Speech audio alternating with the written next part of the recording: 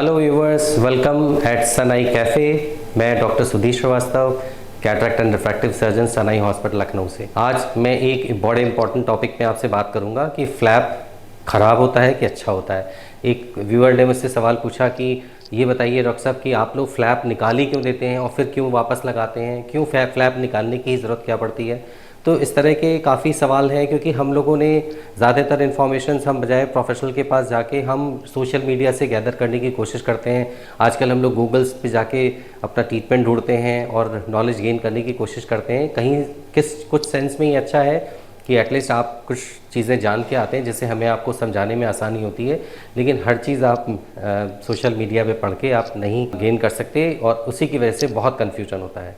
देखिए, अगर फ्लैप ख़राब है तो फिर तो कोई भी सर्जरी करना ठीक नहीं है, क्योंकि बॉडी में अगर आप कोई भी इंसिजन लगाएंगे तो वो वीक एरिया क्रिएट करेगा। अगर आपके पेट में कोई लेप्रोटमी हो रही है, अगर आपका कट हो रहा है, वहाँ पे भी प्रॉब्लम होगी। इवन हम लोग कैटरेक्ट सर्जरी करते हैं। अभी कल ही एक पेशेंट मेरे पास आया जो मेरा ही ऑपरेटेड था। उनकी मैंने कुछ साल पहले सर्जरी की थी। उनकी आँख में चोट लग गई, इंजरी हो गई, वो गिर गए, उनके पूरा फेस कट गया और आँख पे काफ़ी तेज़ इम्पैक्ट आया। तो उनका जो मेन पोर्ट इंसिजन था, जिससे मैंने आज से सालों पहले सर्जरी की थी और वो प्रॉपर्ली सील था, वो देख रहे थे, वहाँ से वो आई लीक कर गई और आयरिस उसके अंदर फंस गया, जिसको हमें कल ऑपरेट करके फिर से रिपोजिशन करना पड़ा। वो आज ठीक है। तो इसका मतलब कहीं पे भी बॉडी में अगर हम इंसिजन लगाएंगे या अगर आपके कोई फ्रैक्चर हो जाता है तो वो वीक पॉइंट होता है बोन का। फ्यूचर में अगर इम्पैक्ट होगा तो वो ब्रेक होने के चांसेस होते हैं। वैसे ही हम लोग जब कॉर्निया में सर्जरी करते हैं, हम सारी सर्जरी सरफेस के ऊपर कॉर्निया के नहीं कर सकते, जिसको हम लोग PRK कहते हैं, और सारी सर्जरी हम लेंटिक्यूल अंदर से कट करके भी नहीं कर सकते हैं। इसलिए हर सर्जरी की, हर ट्रीटमेंट थेरेपी की अपनी इंपॉर्टेंस है। जब नंबर्स कम हैं तो हम सरफेस एब्लेशन करेंगे, वहाँ हमें फ्लैप बनाने की ज़रूरत नहीं पड़ेगी। लेकिन अगर आपका बहुत सिलेंड्रिकल नंबर्स हैं, आपके एब्रेजन ज़्यादा हैं, उस कंडीशन में हम आपका लेंटिक्यूल एक्सट्रैक्शन नहीं कर सकते। वैसे भी अभी स्माइल को आए हुए काफ़ी टाइम हुआ, वो अभी तक पूरी तरह से एक्सेप्टेबल नहीं हुई। सिल्क अभी कुछ दिनों से आई है, जो कि स्माइल ही है डिफरेंट प्लेटफॉर्म पे। वहाँ पे भी हम फ्लैप बनाते हैं, बट वो फ्लैप अंदर से लेंटिक्यूल कट करते हैं और वो फ्लैप को लिफ्ट नहीं करते हैं। लेकिन जब हम लैसिक सर्जरी करते हैं तो हमें फ्लैप बनाना होता है। उसके बाद हम करेक्शन करते हैं, क्योंकि जो बेस्ट करेक्शन है स्पेक्टिकल करेक्शन के लिए या मायोपिक करेक्शन में या हाइपरोपिक करेक्शन में, वो स्टोमा में आता है। स्टोमा मतलब कॉर्निया की जो 5 लेयर हैं, उसमें जो सबसे इम्पॉर्टेंट लेयर, सबसे थिक लेयर है, उसको स्टोमा कहते हैं। एपिथेलियम तो दोबारा से ग्रो करती है, एपिथेलियम कॉर्निया की स्किन होती है। उसके बाद आपका स्टोमा आता है और अंदर की एक और लेयर होती है जिसको एंडोथेलियम कहते हैं। तो स्टोमा को अगर हम कार्व करेंगे तो वो रीजनरेट नहीं करता। उसके अंदर अगर जो हमने जितना मैनिपुलेशंस किया, जितनी कार्विंग की, जितना उसको पॉलिशिंग किया, वो एज इट इज़ रहता है पूरे लाइफ लॉन्ग। तो इसलिए लैसिक का बेस्ट रिजल्ट तभी मिलेगा जब हम फ्लैप लिफ्ट करेंगे और लेज़र करेक्शन करेंगे, तभी हम हायर ऑर्डर एब्रेजन्स करेक्ट करेंगे। तो फ्लैप से डरने की ज़रूरत नहीं है। फ्लैप एक वीक एरिया ज़रूर है, जैसे कि बोन फ्रैक्चर होने के बाद, जैसे मैंने बताया कि वो वीक हो सकती है, या कहीं पे भी बॉडी में कट होगा तो वीक होगा। लेकिन आप ये बताइए कि कितने लोगों का आपने सुना कि आँख में फ्लैप अपने डिसलॉज हो गया।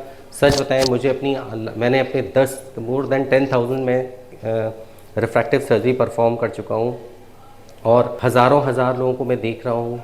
और मैंने अपनी लाइफ में 17-18 साल की रिफ्रैक्टिव प्रैक्टिस में भी शायद 1 या 2 केसेस में मैंने देखा जिसमें कि इंजरी से फ्लैप डिसलॉज हुआ।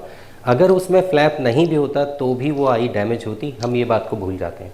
तो इसलिए हर चीज़ को सोशल मीडिया में सुन के, समझ के, किसी चीज़ के लिए आप उसका इंटरप्रिटेशन अपने हिसाब से मत करिए। उसके लिए प्रोफेशनल से बात करिए, वो प्रोफेशनल आपको बताएगा कि कौन सी चीज़ आपके लिए बेटर है। फ्लैप बुरा नहीं है। फ्लैप के बिना सर्जरी अगर हम करेंगे और हायर नंबर्स अगर हम सरफेस पे एब्लेट करने लगेंगे तो कॉर्नियल हेज हो जाएगा, तो आपको प्रॉब्लम्स होने लगेंगी। जैसे कार की इंपॉर्टेंस अलग है, साइकिल की इंपॉर्टेंस अलग है, फ़्लाइट की इंपॉर्टेंस अलग है।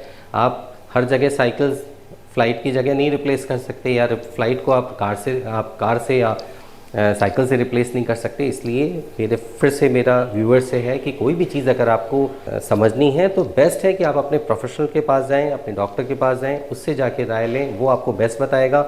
ये अपने आप इमेजिन करना कि फ्लैप वाली सर्जरी अच्छी नहीं है और मुझे लेंटिक्यूल एक्सट्रैक्शन कराना है। तो जैसे स्माइल में के कॉम्प्लिकेशंस इतने ख़राब होते हैं कि अगर वहाँ पे अगर आपका लेंटिक्यूल आँख के अंदर कटा और वो पूरी तरह से कट नहीं हुआ और अगर वो एक्सट्रैक्ट करना में प्रॉब्लम हो गई तो कॉर्निया ख़राब हो जाती है, उसको तो फिर फ्लैप लिफ्ट करके भी ठीक नहीं किया जा सकता।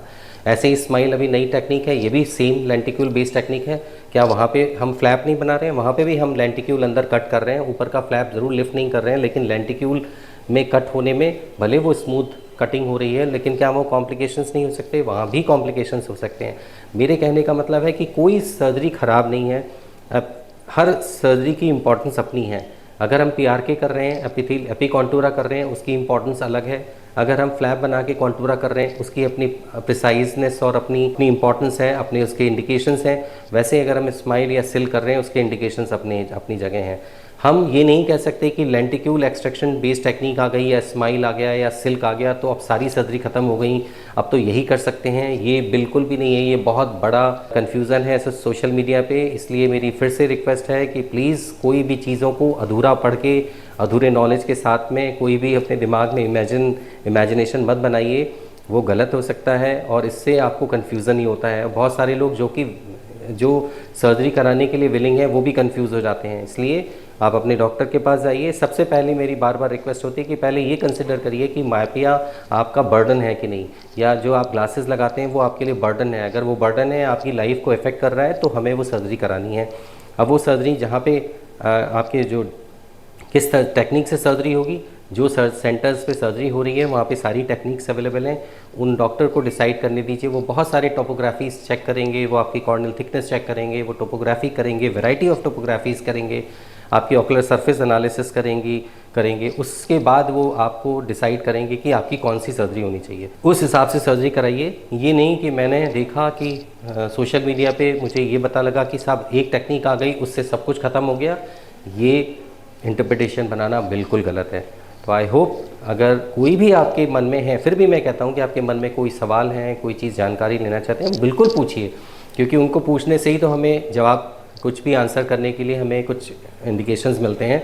तो इसलिए मेरी व्यूअर्स से फिर से मेरी रिक्वेस्ट है कि प्लीज़ हम फ्लैप को लिफ्ट करते हैं, उसमें से जैसे हमने किताब को खोला उसमें से हमने कुछ पेजेस निकाले, यानी हमने कॉर्निया की रीशेपिंग की और हमने उस बुक को फिर से बंद कर दिया, और वो विजिट 2 से 3 मिनट में चिपक जाएगा और स्ट्रेंथ ले लेगा। और उसकी स्ट्रेंथ अगर आप उसको मैकेनिकली कभी फ्यूचर में रब करेंगे तभी वो स्लिप होगा। उतने स्लिप में, उतनी इंजरी में तो अगर नॉर्मल अगर वो फ्लैप नहीं भी होगा तो भी आई डैमेज ही होगी। इसलिए वो वीक ज़रूर एरिया है लेकिन फ्लैप भी अच्छा है। इसलिए हर चीज़ों को हम सिरे से नकार नहीं कर सकते। साइंस में हर चीज़ की इम्पोर्टेंस है। जो आपके डॉक्टर्स हैं, प्रोफेशनल्स हैं, वो आपको बेस्ट बताएंगे। तो कोई भी क्वेश्चंस हो पूछिए। प्लीज़ चैनल को सब्सक्राइब करिए, शेयर करिए, और हाँ, आप किस सिटी से हैं, किस कंट्री से हैं, ये ज़रूर मेंशन करिए। इससे हमें बहुत हेल्प मिलती है आपको आंसर करने के लिए। अगर आप कोई और लैंग्वेज में भी चाहते हैं, मेरी कोशिश होगी कि मैं इसको ट्रांसलेट करूं, या आप चाहते हैं इसको बाइलिंगुअल लैंग्वेज में या इंग्लिश में, तो भी मैं कोशिश करूंगा, मैं वीडियोस लेके आऊं। मैं फ्यूचर में कोशिश करूंगा आपको टेक्नोलॉजीज़ के बारे में भी बताऊं, आपको मशीन्स के साथ में उनके क्या क्या फ़ायदे नुकसान हैं उसके बारे में बताऊँ। आई होप कि ये वीडियो थोड़ा लंबा ज़रूर हो गया होगा, लेकिन इससे आपको कुछ मैसेज मिला होगा, और ऐसे ही सवाल पूछते रहिए। नमस्कार।